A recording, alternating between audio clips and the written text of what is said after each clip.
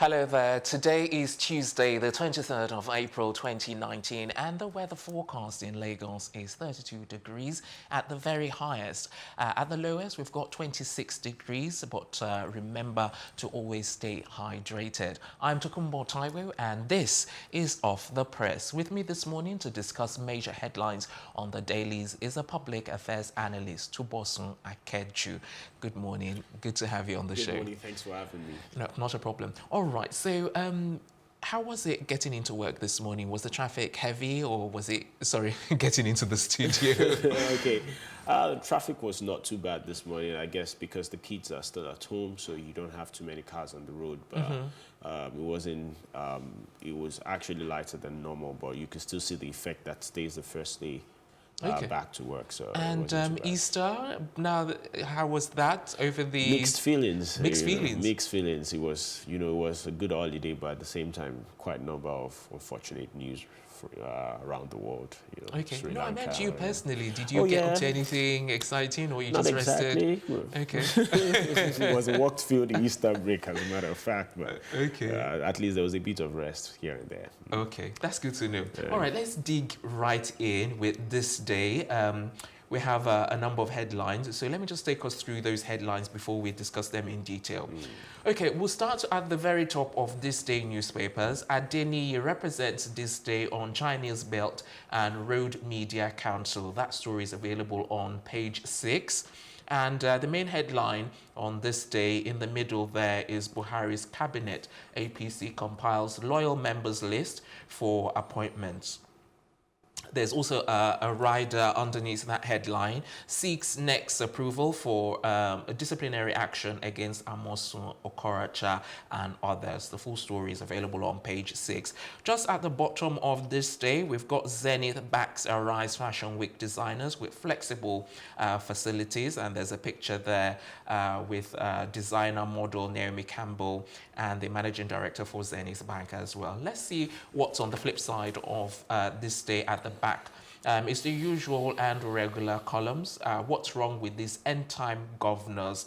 That question, that's the $64 million question. If you want to find out what that is, grab a copy of this day. Okay, back to the front page. Let's start with Buhari's cabinet. That's the major headline at the moment. APC compiles loyal members list for appointments. What's your initial reaction to this? The first thing I would say is the cabinet of President Buhari for the next 4 years will be a major defining factor. If you recall, in 2015, we waited about 6 months for him to form that cabinet. So it's interesting to see that there seems to be, a very quick and proactive move to make sure that they have the list early.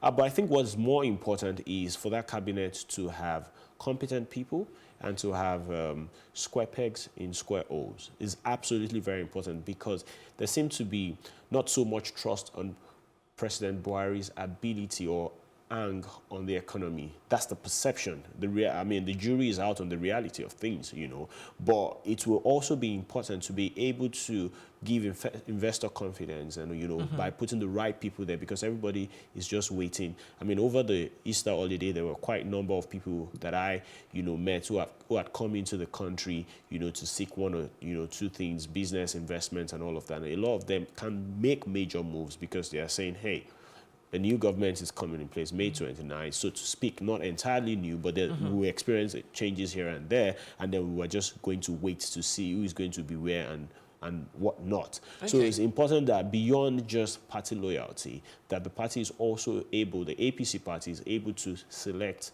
competent and square pegs and square. I think that's the most important thing. But given the level of corruption in the country, do you think that's likely to be the case in terms of, like what you said, using your expression, putting square pegs in square holes? Do you think that's likely to happen, at least 100%? You see, the issue of corruption, sometimes I think we overflog it. I think that human beings, are generally selfish. It is the level of selfishness that a system allows you to express that is important. So when you look at even the most advanced countries, the most developed countries, there are a lot of corruptions there. But there are systems in place that have checked that you use to checkmate people from being very, very corrupt. So I think that the issue of corruption comes to play. But more importantly, it's competent hands, because when you have competent hands, and the competent hands, the society can force the competent hand into a good system, you will almost put the corrupt people in a difficult position to perpetuate that issue. So when it comes to the issue of corruption, I think we should be looking at, you know, the generality of our system, our culture, and our people, more than just thinking that, you know, it's the problem of those who we call leaders, because at the end of the day, those leaders did not fall from the sky. Yeah, they're members of our society. The point I'm trying to make is at the end of the day, is the selection process. And I'm like, you know, like you were saying, in terms of the square pegs and the square hole, that's all fair and good. If you select the right people, you know, to actually, at least they're slightly competent. Yeah. But what I'm saying is that, do you think that that is likely to happen, given that sometimes that is not always the case, where people put in the people that they like as opposed to people who are competent? So I'm like, do you think that's likely to happen, or do you think they will actually select competent people? I think that the APC will be wise enough to put very competent hand this time. And the reason being that they had, you know, a tough fight in the last election. And the only way to continue to show that they are serious about, you know, keeping power in this country is to showcase that they have good, and because they've tested and tried it to see that if you're competent or you're good, you will have less problem. Case study will be Fashola. All right. All right, we're going to leave that there because of time. Let's quickly move on to our next story. Let's quickly touch on this before we round up on this day. Zenith backs Arise Fashion Week designers with flexible facilities. What's your take on that? It's starting to become, I mean, it's a welcome development, let me put it like that, to see the financial institution, you know, starting to support industries like the fashion industry. And the Nigerian fashion industry is starting, you know, to really grow. Now you see people outside Nigeria, some Nigerians, some non-Nigerians, who are proud and very happy to wear, you know, our native attire. And there's something about culture and the economy. One of the strengths of, you know, the United States is the fact that they've been able to really export their culture.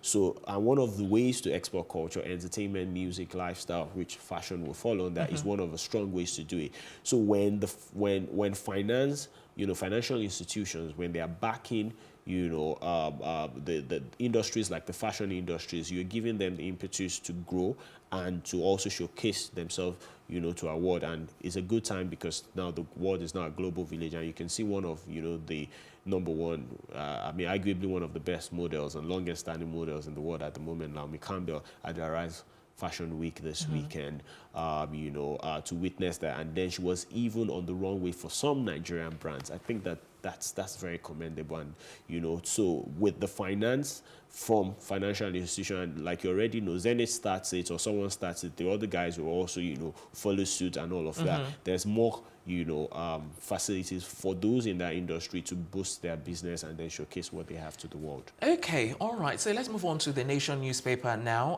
We've got the Nation newspaper and the number of headlines. Let's start at the very top. We've got in the top right-hand corner a budget padding. Saraki replies Tinubu. We've got underneath that ABU to honor Dangote and others. That story is on page 8. Oil hits $73 on threat to end Iranian export. That story is on page 11.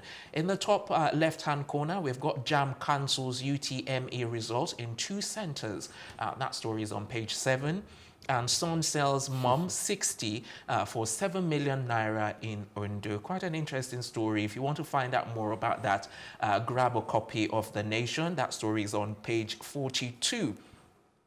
Now, the major headline is right in the middle there, and it's 3 governors and ministers in race for Buhari's cabinet. Underneath that headline are a couple of riders. President under pressure to revert to the 42-man team, and then North Central is likely to get SGF.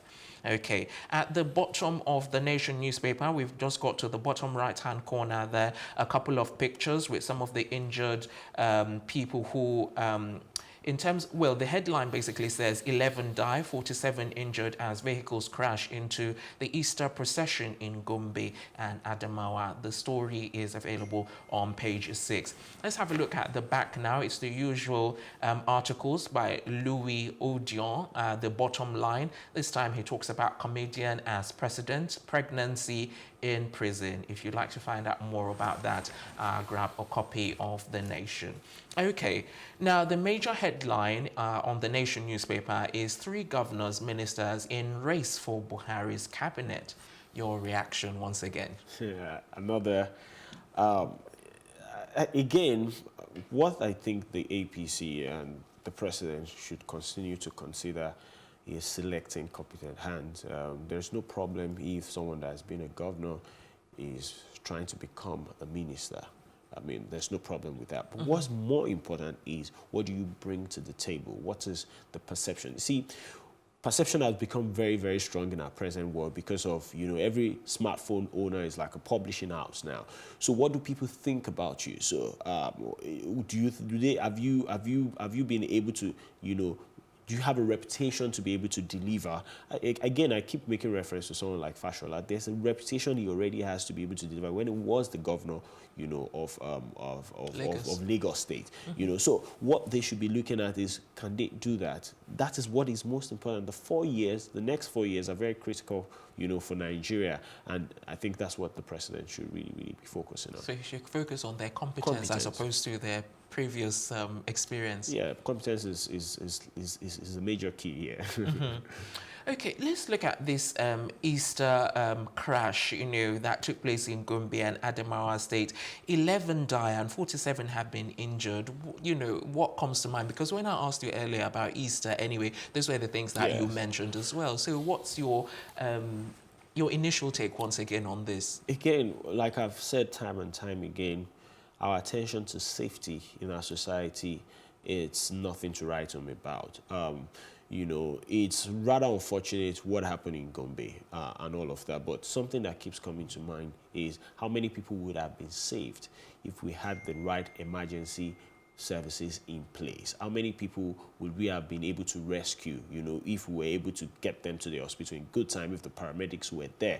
What are the safety measures that are put in place? Why, did this kind of accident, which I think is very, very much avoidable, why did it happen in the first place? So I think that as a people, those are some of the things that we have to constantly continue to clamor for, so that we don't have a society, where there's almost zero value for life. There's no attention to that. In one of the papers this morning, I also was seeing how the Medical Association was complaining about the facilities in Nigerian hospitals. That was the major headline yesterday. Yes, we need to take care of things like this, because those are part of the things that make people will make people find it easy to come into our country and stay to live.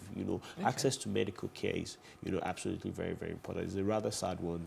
All right, Tubosun, thank you very much. That was very well-rounded thoughts there. Yeah. Let's move on to the Vanguard newspaper now. Vanguard newspaper, quite a number of stories once again and headlines.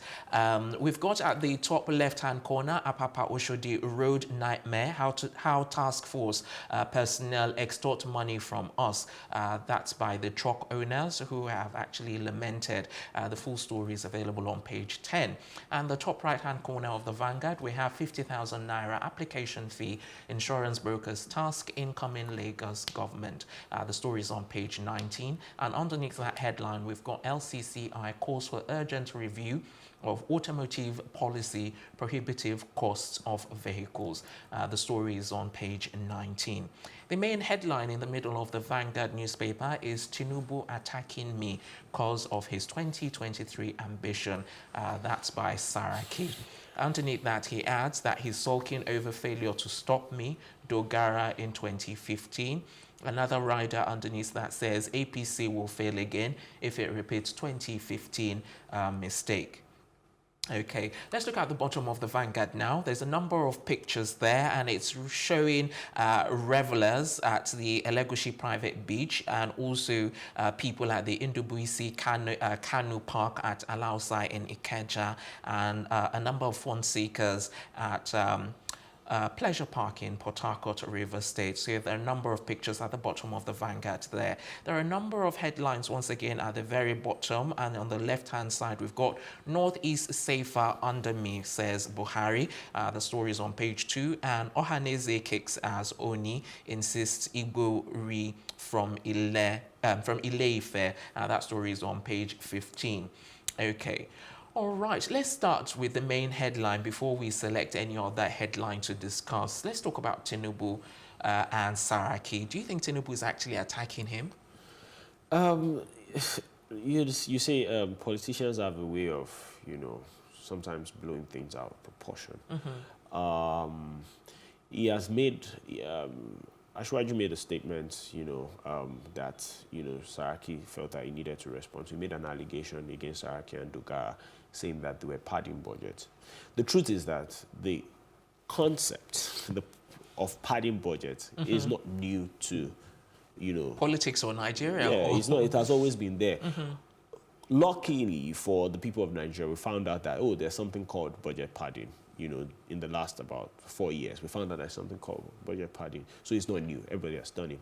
However, it was also an opportunity, I think, for Saraki to call Tinubu out and say, this is the reason why you're attacking me is because of this. I'm not going to sit pretty. Because at the same time, politicians do not want to be blown into oblivion. So Saraki does not have any political office again. He has moved to a party that did not win the election. In the states... Sorry to cut in there. Do you think that makes him bitter? Makes Saraki bitter?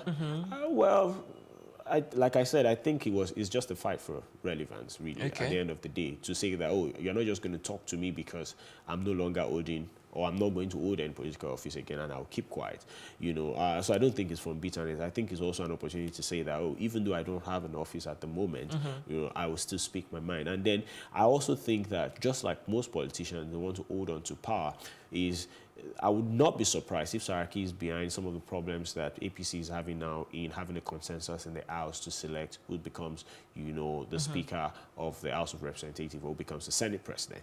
Everybody's, the politicians always want to wield their influence in any way possible. So. Okay, Tubosun, you've not really said, do you think Tinubu is actually attacking Saraki? No, I don't think so. You don't think so? Okay, because that's what I wanted to clarify. I don't think so. I don't think he's attacking him. That's why I said at first that the issue of budget padding is not, Saraki is not the first. It was not under Saraki that he's not the one that started it. Yeah. Do you understand? Okay. So I won't classify that as attacking. All right. Him. So I just wanted to get to hone in on the bottom. I thought I said that already. Okay. And then the APC, I'm hoping that they will get their acts together so that they would not, it's important for us to have... Sorry to wanted to cut you, because of time, I really want us to touch on one other story before we move on. So how task force personnel extort money from us, truck owners. I want you to touch on that before we move on to our next newspaper. You see, this issue of, the trucks on the bridge in Apapa, I'm sometimes very surprised when the issue is in the media, because sometimes, up to now, it appears that we don't know what the problem is, but we know what the problem is. It's staring us in the face. It's a racket. You do understand that one? It's clear to the blind and audible to the deaf that what is happening there is a racket. What is most painful is the fact that we are, on the cusp of disaster because we are putting so much stress on those infrastructure. There are bridges that were constructed for moving weight, and then these trucks will park on them almost 24 hours, 7 days or 6 days a week. And then because one person is sitting somewhere and eating fat on this, and I'm wondering why the government can't move into action, to put a ring on this. It's absolutely surprising for me. So much now that the drivers of the trucks are the ones now saying, some of us that can't afford to pay are cheated out of this. And I'm like, why have we been sitting all this while when this was going on? I think it's something that we should take very, very serious before we have a disaster in our hand. We're complaining about Third Mainland Bridge, shaking and all of that. I don't know what's going to happen to those, those bridges in the next, few years because of the stress. Yes. All right. So let's move on to the next newspaper. Thank you very much once again for your thoughts as well. Once again, because you say it with so much passion and with so much emotion. So let's move on to the Punch now. Let's start at the very top. At the top of the newspaper, the Punch, we've got oil price hits 6-month high of $74. That story is on page 28, and underneath that headline, we've got 3 other headlines. But on the left-hand side, we've got your budget padding allegation is irresponsible, Saraki tells Tinubu. That story is on page 38. We just talked about that on the Vanguard newspaper. Appeal court hears Oyetola's appeal against Adeleke on Wednesday. That's the next headline at the top of the Punch newspaper, right in the middle there. And the full story is available on page 23. Okay, in the right-hand corner at the top also, army arrests 2 Zamfara traditional rulers and kills 6 bandits. That story is on page 37. Okay, the major headline on the Punch newspaper in the middle is JAMB probes candidates. Page 10, probes candidates for credentials from 2009 to 2019. And underneath that, we've got 100 UTME candidates arrested. So that story is available on page 10. At the bottom of the Punch, we've got a number of pictures of children, having fun at various parks. The Indubisi Park in Lagos, the River State youths performing during the 2019 Easter celebration. It's all about Easter. Those pictures are the bottom of the Punch newspapers.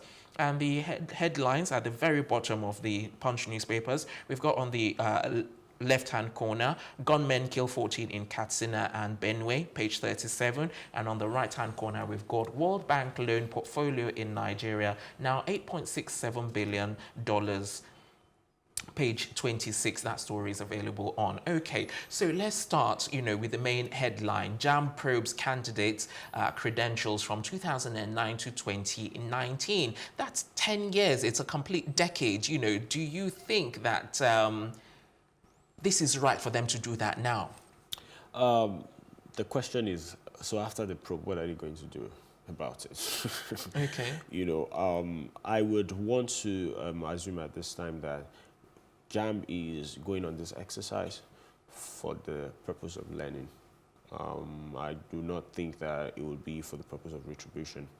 However, it's very, even the UTME exam, constantly exams, you have exam malpractices here and there.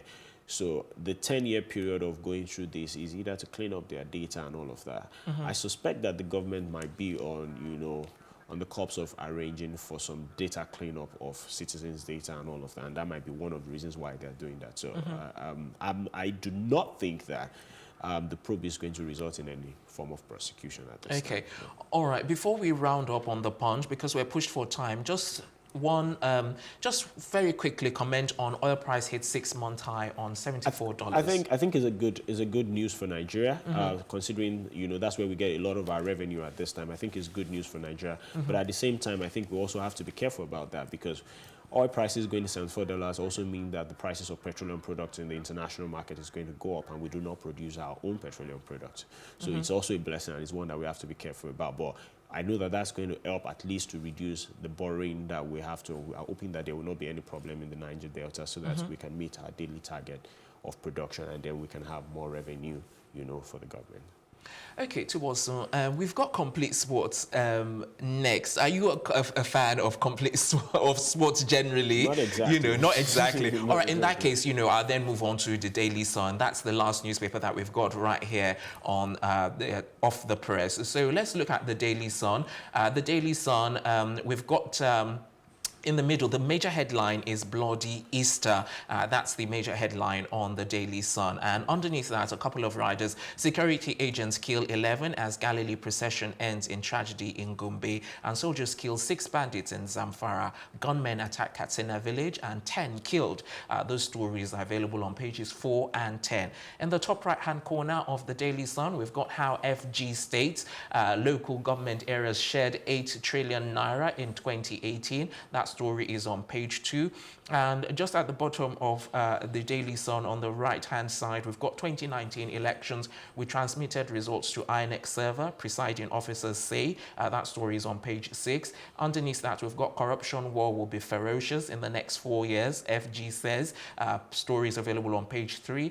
And underneath that, Saraki replies Tinubu. That story is on page 6 and urges ex-Lagos governor to dwell on fact. Okay, before we round up, let's quickly touch on 2019 elections. We transmitted results to INEC server, presiding officers. Your initial reaction once again? So the case is in court, and I'm wondering, what's the source of some of this news, for an INEC presiding officer to say that, we transmitted to the server. I'm not even sure how he's able to confirm that what he transmitted actually got to the server. Okay. But I think that the PDP is putting up a very tough case. And, even, from the beginning of, the case, it seems like they have some really, really, deep facts about what went down in the election. But the jury is out on it. The case is already in court. And so the fact that these conversations were not even, it was not something that, maybe the presiding officer had under oath or, in a statement. I don't think that, is something that we should really bother about. I just think that we should be really careful about how this conversation goes so that we don't throw the country into crisis. All right, Tubosun, thank you so much. We're out of time, so we need to wrap up right here, right now. You know what to do. If you've enjoyed Off the Press today's edition, tune in tomorrow when we're back at precisely 8:30 for another edition when we'll be bringing you all of the major headlines from all of the national dailies as well. Until tomorrow, I remain yours sincerely, Tokunboto, saying good morning.